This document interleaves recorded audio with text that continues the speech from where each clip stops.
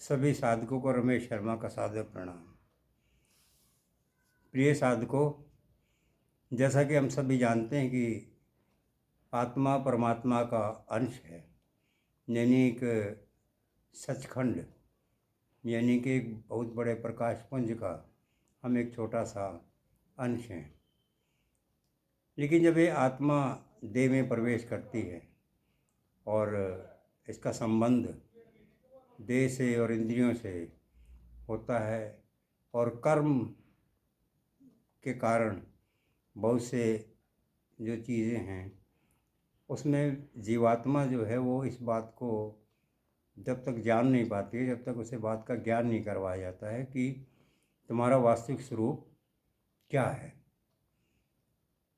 जीवात्मा को जब ये बात बार बार बताई जाती है, जैसे हम सत्संग में सुनते हैं, किताबों में पढ़ते हैं कि हम एक आत्मा है, एक जो स्वरूप है ये मन, लेकिन उस बात को, जिस बात को सिर्फ कहा गया है, एक कथन को हम कब तक मान सकते हैं? जब तक उसका प्रत्यक्ष दर्शन नहीं होता, यानी कि जब तक हमें अपनी आत्मा का वास्तविक स्वरूप पता नहीं चलता, तब तक हम दृढ़ता से उस बात को कैसे मान सकते हैं?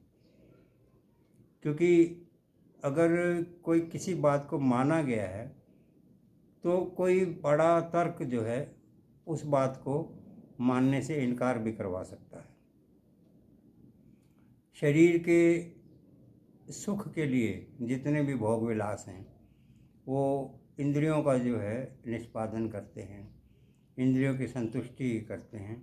आत्मा का उससे कोई संबंध नहीं। आत्मा का भोजन तो सत्संग है, हरि का भजन है, और आत्मा उसी से तृप्त होती है। आत्मा का केवल एक ही भोजन है कि उसे जो है अपने मूल से मिलना है। जिस तरह एक दुल्हन जो है अपने पिया से मिलकर संतुष्ट होती है, उसी तरह ये आत्मा भी परमात्मा का संसर्ग पाकर झूम उठती है, अपने वास्तविक स्वरूप में मिलकर एकाकार हो जाती है। इसीलिए कहा गया है कि जो गीता में 5 साधन बताए गए हैं, ज्ञान जो योग है, ज्ञान योग से हम किताबें पढ़ते हैं, सत्संग सुनते हैं, संतों की बातों को, उनके दोहे हैं, उनके गीत हैं, उनको सुनते हैं, सुनाते हैं, किंतु उसका लाभ कितना होता है?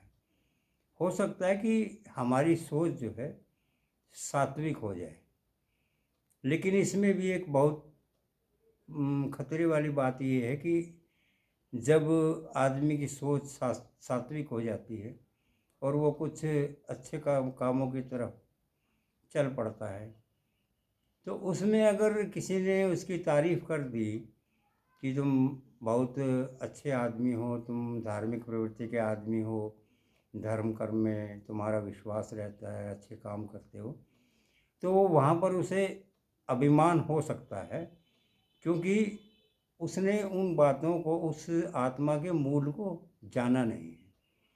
आत्मा को, मूल को जानने का केवल जो सर्वोत्तम साधन है वो केवल भक्ति योग ही है। भक्ति योग यानी कि ईश्वर के साथ में जुड़ना। ईश्वर के साथ में जुड़ा कैसे जाता है कि पहले हम ईश्वर के बारे में जिस तरीके से हमें ज्ञान प्राप्त हुआ, तो उसी ज्ञान को हम उपयोग करते हैं।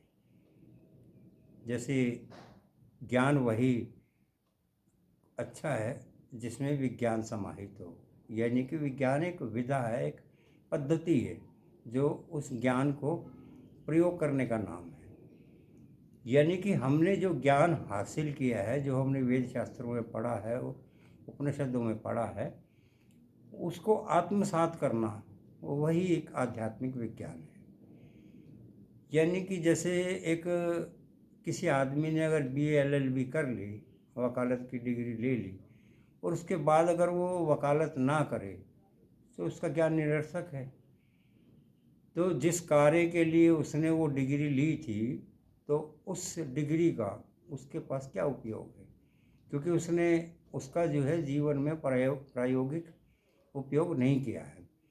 उसी तरह अगर हमने वेद शास्त्र, उपनिषद सब पढ़ लिए, संतों के साथ बैठते भी हैं, उनकी बातें सुनते हैं, लेकिन उन बातों को जीवन में आत्मसात नहीं करते हैं, तो उस ज्ञान का लाभ क्या है?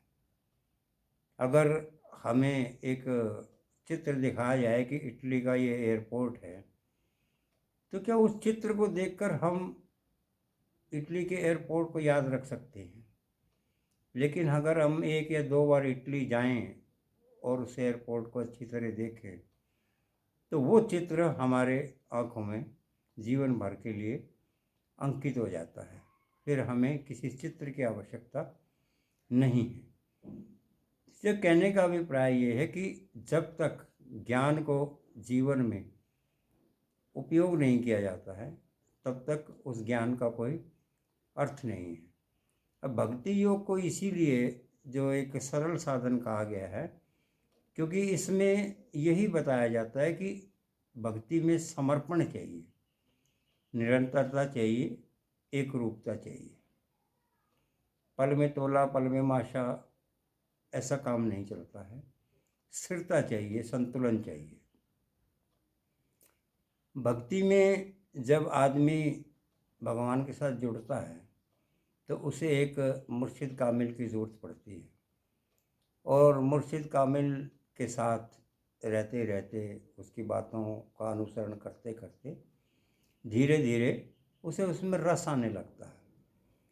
और ये रस की जो प्रकाष्ठा है, जब अपने चरम पर होती है, तब व्यक्ति की अवस्था ऐसी हो जाती है कि वो दुनिया से उदासीन हो जाता है। उसे ये दुनिया जो है एक आडंबर लगती है, एक खिलौना सा लगती है, एक नाट्यशाला लगती है कि जिसमें सब अपना अपना रोल कर रहे हैं, और उसमें उसे किसी के प्रति कोई आसक्ति नहीं है, कोई ईर्ष्या नहीं है, कोई द्वेष नहीं है, क्योंकि उसे ये पता है कि इस रंगमंच पर जितने भी पात्र हैं वो सब अपना अपना जो रोल है वो अदा कर रहे हैं, और वो स्वयं को भी जो है एक नाटक का हिस्सा ही मानता है कि मेरा पृथ्वी पर प्रभु ने जो काम करने के लिए भेजा है, मैं सिर्फ एक माध्यम हूँ, मैं उसमें करता नहीं हूँ। किसी भी कार्य को करते हुए उसमें ये भाव नहीं रहता है कि मैं ये कर रहा हूँ, अपितु हर समय वो ईश्वर का शुक्रगुजार होता है कि हे प्रभु, आपने मुझे अपने शरण में ले लिया और आप मेरे माध्यम से कुछ जो भी करवाना चाहते हैं, ये आपकी कृपा है, आपकी दया है। क्योंकि भक्ति का जो मार्ग है वो पूर्ण रूप से इसलिए सफल है और सरल है क्योंकि व्यक्ति जो है ईश्वर की दया पर निर्भर है, और जब आदमी दया पर निर्भर होता है तो उसमें अभिमान नहीं होता है। कभी भी आप देखिए, जब कोई आदमी हमारी सहायता करता है तो हमारा उसके प्रति क्या भाव होता है? हम उसके प्रति समर्पित होते हैं, उसके धन्यवादी होते हैं, शुक्रगुजार होते हैं कि उसने एक संकट के समय में हमारी सहायता की है। तो जब व्यक्ति प्रभु की महिमा को जान लेता है तो वो हर घड़ी हर क्षण प्रभु की इस अनुकंपा को याद रखता है और अपने आप को हमेशा प्रभु की छत्र छाया में सुरक्षित पाता है। और वो देखता भी है कि जो संसारी जीव हैं वो काम वासनाओं के, विषय वासनाओं के कारण कितने तरीक़ों के झंझटों में जो है उलझे रहते हैं, और जबकि एक जीवात्मा जो प्रभु के पथ पर चल पड़ी है वो कितनी संयमित है, कितनी समर्पित है, और प्रभु के प्रति कितनी जो है उसमें तत्परता है, कितनी इच्छा है प्रभु में आत्मसात होने की, एकाकार होने की।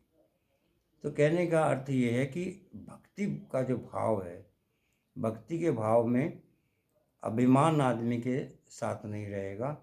और भक्ति के मार्ग में सबसे जो बड़ी बाधा है वो अभिमान ही है। आज के लिए इतना ही। आप सबको मेरा सादर प्रणाम। हरि ओम तत्सत। आप सबका दिवस शुभ हो।